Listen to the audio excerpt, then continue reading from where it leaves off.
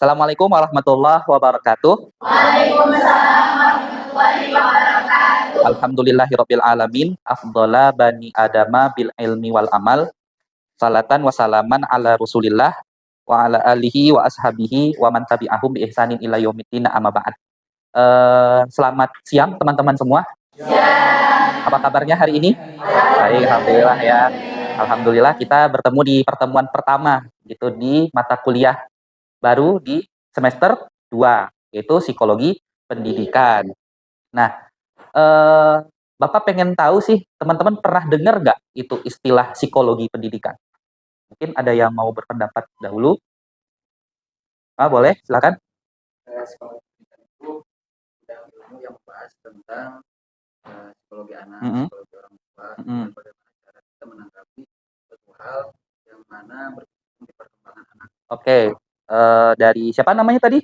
Ahmad, Pak. Ahmad, dari Ahmad mengatakan bahwa psikologi pendidikan itu bicara tentang psikologi perkembangan anak, perkembangan orang bagaimana pengajaran orang tua, kedewasaan orang tua, dan ya berkaitan lah dengan pendidikan ya, guru, bagaimana guru mengajar segala macam. Itu betul secara praktis. Ada lagi? Siapa? Kamu? Ya, silakan. Mungkin yang saya tahu ya, psikologi pendidikan itu mengenai perkembangan psikolog anaknya, mengenai yang masuk ke dalam pendidikan. Oke, saya mau mencoba uji tipis-tipis lah pengetahuan dari teman-teman. Teman-teman boleh gunakan kamera QR-nya. Saya punya quiz di Quizizz, teman-teman. Ada beberapa soal yang akan saya tanyakan. Boleh teman-teman buka Yground atau Quizizz ya di webnya, atau teman-teman bisa itu scan QR-nya. Kelihatan nggak? Oke, sudah ada satu peserta, Neng, yang masuk. Ya, masih menunggu yang lain. Salma, Siti Nurmila, Novita Rahman, Neng Zahra. Oke. Lagi Milatu Salma. Ahmad. Oh, ada Ahmad nih. Laki-laki kita paling ganteng. Ya. Lagi? Resa. Oke. Selma. Udah semua?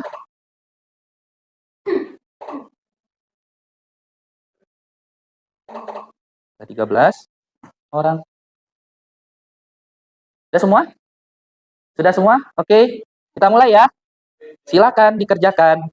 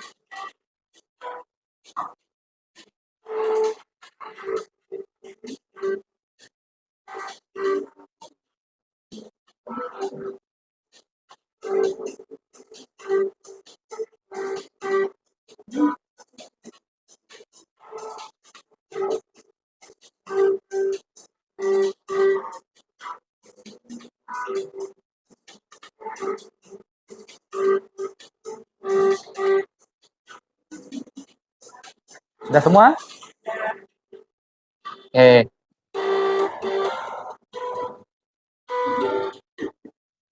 Udah semua ya? Oke, kita akhiri. Siapa juaranya? Bunga. Oke, Bunga juaranya. Bunga nomor 2 lulu, ketiga Ahmad ya. Oke. Kalau saya lihat presentasinya teman-teman rata-rata sudah lumayan paham. Oke. Jadi kita akan coba merefresh kembali pengetahuan kita tentang psikologi pendidikan itu apa. Dalam materi kita, pengertian ruang lingkup dan urgensi dalam konteks pendidikan guru madrasah ibtidaiyah. Sebelum kita memulai materi perkuliahan kita pada hari ini, mari kita mulai dengan berdoa terlebih dahulu. Berdoa dimulai.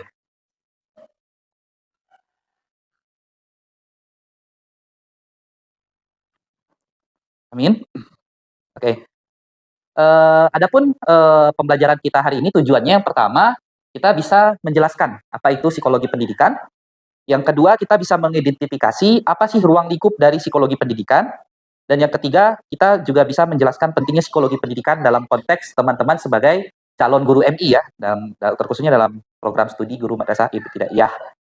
Nah, definisi dan perspektif apa yang teman-teman sampaikan barusan itu sudah cukup mencakup aplikasi dari psikologi pendidikan itu apa. Karena kalau kita dari literatur, seperti Slavin, itu menyampaikan bahwa psikologi pendidikan adalah studi tentang peserta didik, proses belajar, dan pengajaran. Namun bagi calon guru, ia adalah kumpulan dari pengetahuan, kebijaksanaan, dan teori yang berlandaskan pada pengalaman langsung yang seharusnya dimiliki untuk menyelesaikan berbagai permasalahan pengajaran sehari-hari. Jadi kalau sebagai guru itu penting untuk apa? Untuk teman-teman tahu bagaimana proses belajar peserta didik, bagaimana karakteristik peserta didik, dan juga bagaimana metode-metode yang tepat akan teman-teman lakukan ketika mengajar. Tapi kalau sebagai calon guru, yaitu sebagai kumpulan pengetahuan, sebagai apa teori ketika teman-teman akan melakukan riset misalkan nanti di skripsi, itu sangat berguna psikologi pendidikan itu. Kemudian kalau menurut Woolfolk di tahun 2021 juga bukunya, beliau menjelaskan juga bahwa psikologi pendidikan adalah studi tentang perkembangan pembelajaran, motivasi pengajaran, dan penilaian baik dalam dan maupun di luar sekolah. Jadi psikologi pendidikan itu sebagai sebuah disiplin ilmu yang bicara tentang perkembangan anak, bagaimana proses belajar anak, bagaimana kita memotivasi anak, terus bagaimana pengajaran yang baik dan benar, dan kemudian bagaimana menilai proses perkembangan si anak gitu baik dalam maupun di luar sekolah gitu.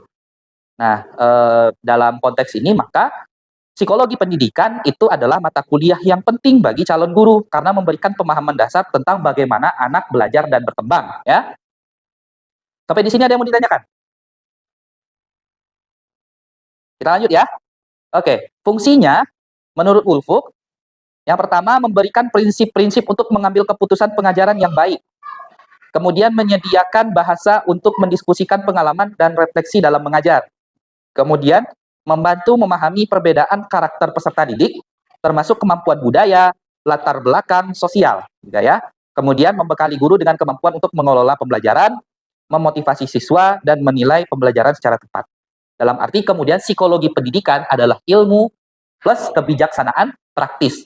Tidak memberikan jawaban pasti tentang cara mengajar, tetapi psikologi itu memberi bekal kepada guru dalam bentuk kerangka berpikir yang fleksibel dan reflektif. Digunakan untuk apa? Untuk merencanakan dan memecahkan masalah dalam pengajaran di dunia nyata. Begitu. Itu fungsi psikologi. Adapun ruang lingkupnya kemudian, psikologi pendidikan itu pertama adalah perkembangan peserta didik. Yang kita lihat itu perkembangan kognitifnya, kemudian kita lihat perkembangan sosialnya, dan juga perkembangan emosional dari seorang anak. Kemudian juga kita lihat bagaimana teori belajarnya, behavioristik, kognitif, konstruktivistik, atau humanistik. Behavioristik tahu? Nanti sebenarnya ada pertemuan lanjutan, nanti kita akan bahas tentang behavioristik, kognitif, konstruktivistik, dan humanistik. Kalau behavioristik itu bicara tentang perilaku.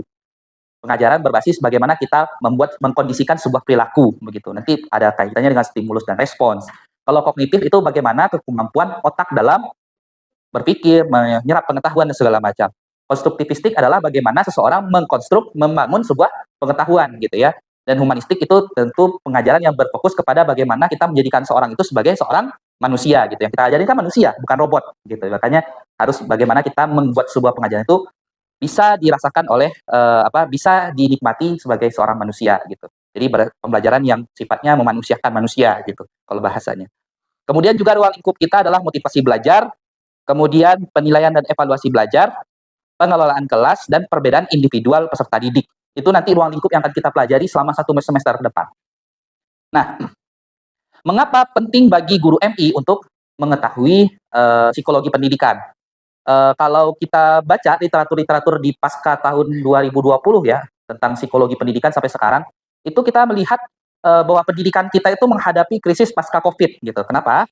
Karena adanya perbedaan kemampuan belajar gitu pasca COVID. Ada yang memang gap-nya itu seseorang itu memang anak itu memang punya penguasaan terhadap teknologi, ada yang juga yang tidak kan gitu. Sehingga yang tidak itu merasa seperti ada trauma gitu kan karena misalkan gurunya tidak bisa memberikan kata-kata yang baik atau bagaimana begitu. Kemudian terlambat belajar sehingga di rumah misalkan dimarahi dan segala macam kan jadi trauma bagi seorang anak. Kayak gitu.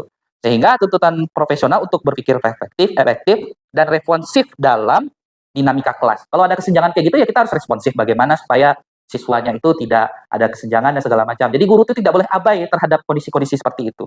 Nah, kalau menurut Wolfuk di pasca COVID itu, pandemi itu mempercepat peralihan dari kita yang sebelumnya pembelajarannya tatap muka menjadi pelajaran yang daring gitu ya. Mungkin teman-teman merasakan ya di tahun 2020 tiba-tiba harus belajar secara daring gitu ya. Nah, maka guru dituntut untuk profesional dalam menguasai teknologi, fleksibel dalam metode, dan kuat dalam memahami emosi seorang anak pasca COVID. Nah, tantangan yang akan muncul itu bagaimana kita mengelola emosi siswa supaya tidak terjadi trauma, begitu, kemudian kesenjangan belajar dan juga adaptasi sosial. Maka implikasinya pertama, guru MI mesti memahami psikologi krisis dan pemulihan emosional siswa, menyesuaikan strategi belajar, asesmen, dan pengelolaan kelas, mengembangkan pembelajaran berbasis emosional secara terintegrasi dan juga menggunakan refleksi dan efikasi diri sebagai kekuatan profesional. Gitu. Nah, ini akan kita bahas selama 1 semester ke depan nanti. Nah, jadi psikologi ini berguna untuk pertama menjadi fondasi penting untuk mendesain pembelajaran yang bermakna dan sesuai dengan perkembangan anak. Yang kedua, dalam konteks PGMI, pemahaman psikologis sangat menentukan keberhasilan guru dalam membangun pengalaman belajar yang positif. Oke, kemudian kita masuk sampai di sini ada yang mau ditanyakan? Kalau tidak ada, kita coba refleksi kritis gitu tentang 2 pertanyaan di depan dari materi-materi yang sudah disampaikan. Pertama, mengapa pemahaman psikologis itu penting dalam dalam mengajar anak di sekolah dasar? Siapa yang bisa memberikan pendapat? Oh, Ahmad lagi, silakan Ahmad. Karena berdasarkan ketentuan yang harus dilaksanakan, kita harus paham akan fondasi si anak itu belajarnya kayak gimana, kondisinya kayak gimana, dan itu perlu dipahami oleh seorang guru yang mana arah ke depannya si anak belajar itu dia yang bimbing. Betul. Ya, dari Ahmad begitu. Ada yang lain? Dari siapa lagi? Masa laki-laki sendiri yang vokal sendiri gitu ya? Ayo, siapa? Ya, coba. Nama siapa? Kamu? Silakan, Seli. Untuk mengoptimalkan proses belajar dan pengajaran. Oke, untuk mengoptimalkan. Betul, benar. Ada lagi? Ayo, siapa? Kamu boleh? Siapa? Enggak. Oh, enggak. Ayo, boleh. Enggak apa-apa, coba. Ya. Enggak mau, malu aku, Pak. Ayo, coba. Coba. Karena kita harus tahu kondisi anak itu. Betul. Apakah sudah siap untuk belajar atau enggak. Oke. Betul semua teman-teman. Gitu. Yang kedua, pertanyaan yang kedua yang mesti kita diskusikan.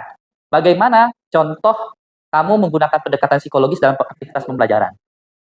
Contohnya gimana? Boleh, silakan. Siapa tadi? Lulu ya? Oke. Mungkin dari yang tadi sudah disampaikan sama Ahmad. Karena kan setiap anak berbeda dalam cara belajar. Ya. Mungkin pendekatan psikologisnya bisa dengan bercerita, menanyakan kabarnya, terus menanyakan kesehariannya di rumah belajar seperti apa. Betul. Jadi Berarti kita bisa ada aware, ada rasa kesadaran untuk melihat perkembangannya, menanyakan kabarnya, apa dia merasa kesulitan dan segala macam. Boleh. Bagus. Ada lagi? Yang di belakangnya boleh? Kamu?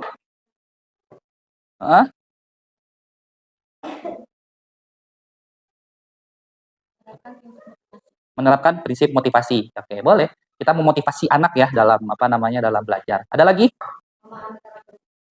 Siapa tadi? Oh, kamu apa? Gimana? Memahami karakteristik usia. Oke, memahami karakteristik usia. Jadi kalau misalkan dia masih usia dasar ya jangan kasih materi yang tinggi-tinggi gitu ya. Gitu. Ya jangan bobot materinya itu jangan suruh mereka berpikir. Kita harus ngasih contoh konkret gitu kan. Nanti itu ada. Nanti kita bicara di psikologi perkembangan nanti. Ya. Oke, teman-teman semua, teman-teman sangat bagus dalam dalam menyampaikan kesimpulannya. Tepuk tangan buat teman-teman semua. Ya, terima kasih. Begitu pertemuan kita hari ini. Mari kita tutup dengan membacakan alhamdulillah. Alhamdulillah. Amin. Kita tutup dengan doa kafaratul majalis. Subhanakallahumma wa bihamdika asyhadu an la ilaha illa anta astaghfiruka wa atubu ilaik. Bapak tutup. Wabillahi taufik wal hidayah. Wassalamualaikum warahmatullahi wabarakatuh. Waalaikumsalam warahmatullahi wabarakatuh. Terima kasih.